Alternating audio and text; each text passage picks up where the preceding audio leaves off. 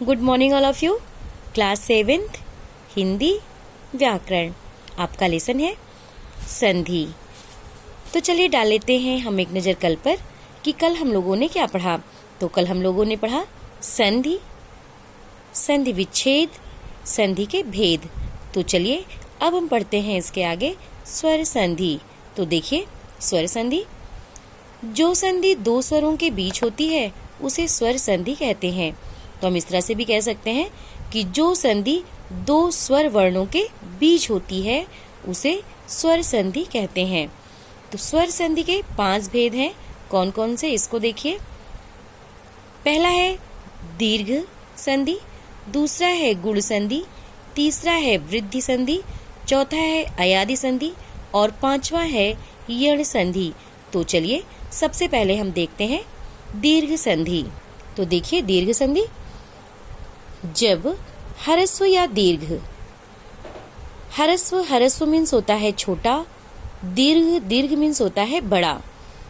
तो इसमें बता रहे हैं कि जब ह्रस्व या दीर्घ अ ई उ के बाद क्रमशः ह्रस्व या दीर्घ आ ई उ आए तो दोनों मिलकर बड़ा आ, बड़ी ई, बड़ा उ बन जाते हैं। इसमें बता रहे हैं दीर्घ संधि में कि जब छोटा आ या बड़ा आ, छोटी ई या बड़ी ई, छोटा ऊ या बड़ा ऊ के बाद क्रमशः छोटा आ या बड़ा आ, छोटी ई या बड़ी ई, छोटा ऊ या बड़ा ऊ आए तो दोनों मिलकर बड़ा आ, बड़ी ई, बड़ा ऊ बन जाते हैं। तो देखिए इसमें उदाहरण भी दिए हैं। जैसे शब्द है पराधीन, पराधीन शब्द है, इसका जब हम संधि विच्छेद करेंगे तो हो जाएगा पर धन अधीन। ध्यान रहे जब हम संधि विच्छेद करते हैं तो सार्थक शब्दों को ही हम अलग अलग करते हैं। कहने का मतलब है जैसे इधर इस शब्द का भी अर्थ निकले और इधर जो शब्द है उसका भी अर्थ निकले। तो देखिए पराधीन शब्द है, पराधीन शब्द का जब संधि विच्छेद हुआ तो हो गया पर धन अधीन। तो हम सबसे पहले ये क्या लेते हैं, पहले शब्द का हम अंतिम वर्ण लेते हैं और दूसरे शब्द का हम प्रथम वर्ण लेते हैं संधि के लिए। तो देखिए पहले शब्द का अंतिम वर्ण क्या है, रा है। तो रा ये व्यंजन वर्ण है। व्यंजन वर्ण को हम किसकी सहायता से बोलते हैं, स्वर वर्ण की सहायता से बोलते हैं। तो इस समय रा को हम किसकी सहायता से बोल रहे हैं, छोटे आ की सहायता से बोल रहे हैं।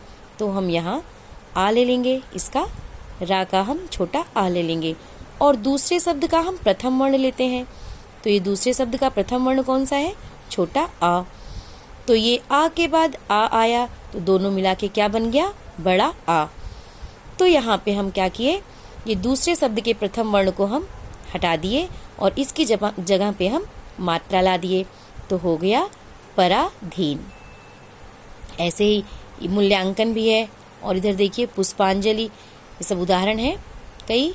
ये एक शब्द देखिए मतानुसार है।